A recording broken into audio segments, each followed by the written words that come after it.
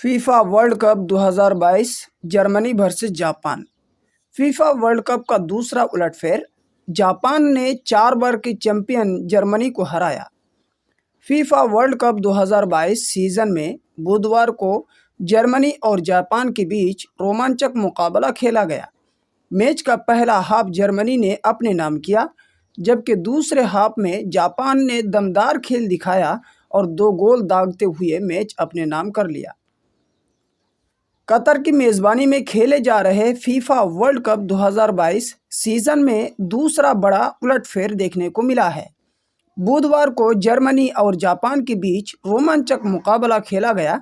Match में Japan ने Germany को 2-1 से करारी शिकस्त देते हुए धमाकेदार अंदाज में जीत दर्ज की।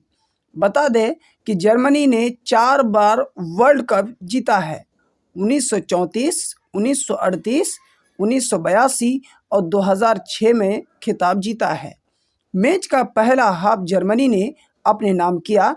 उसने पहले हाफ में 1 से बढ़त बनाई थी, जबकि दूसरे हाफ में जापान ने दमदार खेल दिखाया और 2 गोल दागते हुए 2-1 से मैच अपने नाम कर लिया। फीफा की रैंकिंग में जर्मनी की टीम 11वें नंबर पर है, जबकि जापान की टीम 24वें नंबर पर है।